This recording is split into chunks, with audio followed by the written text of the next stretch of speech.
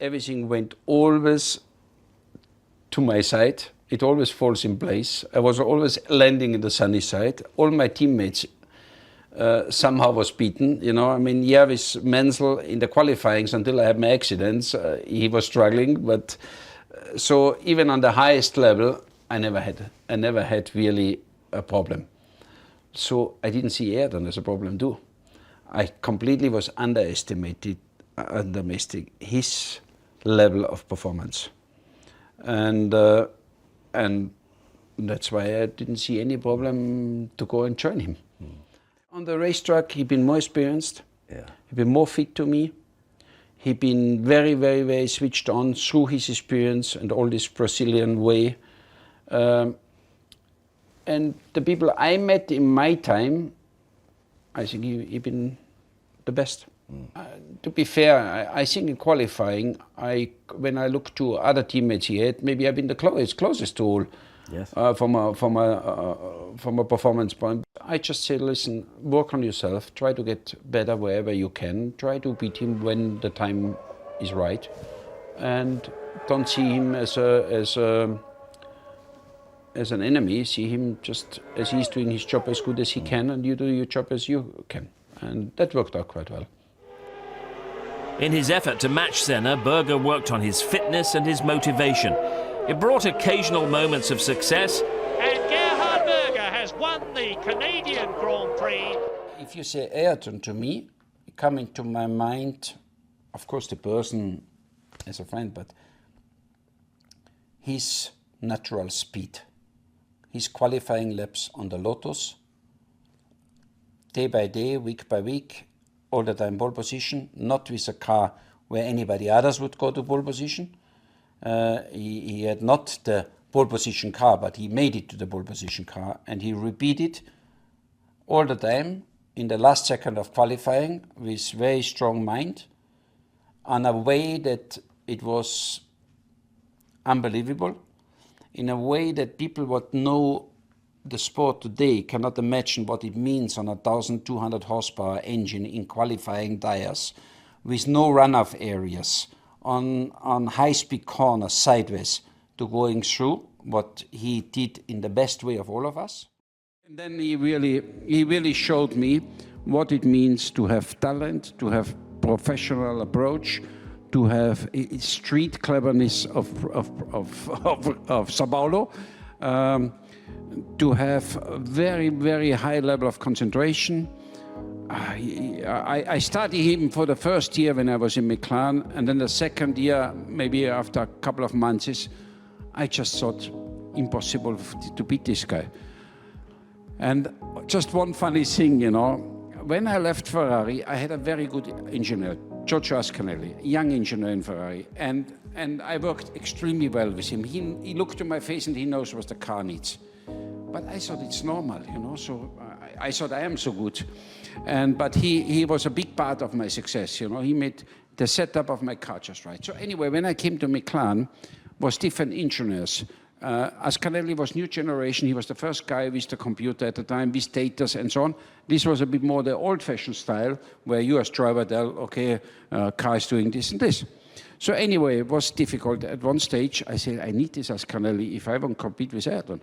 So I went to Ron Dennis, and I said, Ron Dennis, you know, there's this young guy in Ferrari, we need him, we need him, we need him. After a couple of conversations, stayed quiet. One day, Ron called me and they said, Gerhard, I have good news and I have bad news. What would you like to hear new first? I say, let me know the good news. He says, Ascanelli is coming, the engineer. Ah, great, fantastic. Say, what is the bad news? He says, he's going to work with Senna. Why? Why did he do that? Ayrton already did his homework in the back, you know. and so it just was so, in some ways funny, in some ways nice, because they all been always great. McLaren, Ron, always been great when I worked for them. And Miss Senna had a very, very good relationship. But when it comes to killing instinct, you know. That's him. That's him, nothing else. But he was the same in, we talked about Formula 3 and Marty, and even then, before that, he would spend all night, every night, in the garage, and the lights would be always last off because there was nothing. He wanted to see every single item on the car. And one day in the morning, we met in front of the helicopter, him with his briefcase, and he showed me the briefcase and said, the contract is done, it's in. We said, great, I don't want to hear the story again, it's finally thanks God it's done. So we sit in the back, Lisa and myself, wife of Ron Dennis, and Ayrton flying the helicopter in front with the pilot. Mr. Important put the headset on, everything, and I had the briefcase under my knees. And we flew in here, and I was a bit bored anyway. And we was just crossing the circuit on top of the tower, you know. And I saw the bloody briefcase with the new McLaren contract. So I opened slowly the door. I put the briefcase and I put it out and I closed the door again. so then we watched. Lisa was in the back. She couldn't believe, you know. So we watched on the thing fall down. We was about, I don't know, it was about 150 meters high. So we landed the helicopter there. And we walked out from the helicopter. I go out, jumped out from the helicopter, and Ayrton went to the back to pick up his briefcase, and he didn't find his briefcase. He looked, and then we saw from far a marshal coming with his briefcase in the hand. So he looked, but he was very switched on. At one stage, he looked at me and said, "You didn't do it." So, yes, I flew out of the helicopter. Did he see the funny side, or was he pissed off? No. He know there was no limit at this time, you know. Well, why did you do that? Because it's not just the only thing that you did to a teammate. You know, should I tell you? I think these days, I don't see the guys are funny like we been or whatever, but it's so transparent everything now that at this stage you could basically do. Yeah, I mean, you're not driving racing cars or Formula One if you're not a little bit crazy. And this goes through all your life. And we've been also, when we've been joking, maybe the limit was sometimes a little bit different. But today, with all the transparency, with all these new technologies, it's impossible to do. You cannot. So at our time, we did, and we had a lot of fun, we had a lot of laugh, and it was super.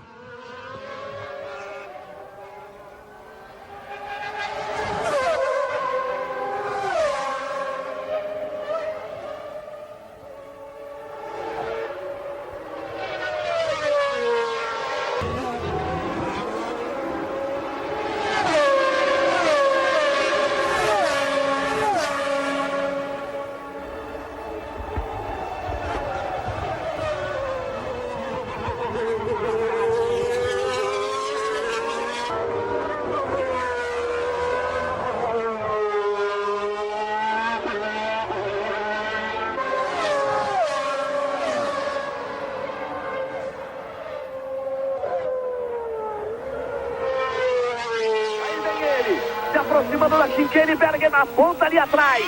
Vem pra vitória Senna. Ayrton Senna, aí vem ele. Na chicane, Berger se aproxima muito. Berger encosta, ele faz o sinal pra Berger. Aí vem Senna, ele faz o sinal. Eu sabia! Senna deixa Berger passar. Brasil! Gerhard Berger vence! Ayrton Senna do Brasil, tricampeão mundial de Fórmula 1. Ele tira o pé na entrada da reta. Deixa o amigo Berger passar. É dia de festa para todo mundo. Berger conquista sua primeira vitória.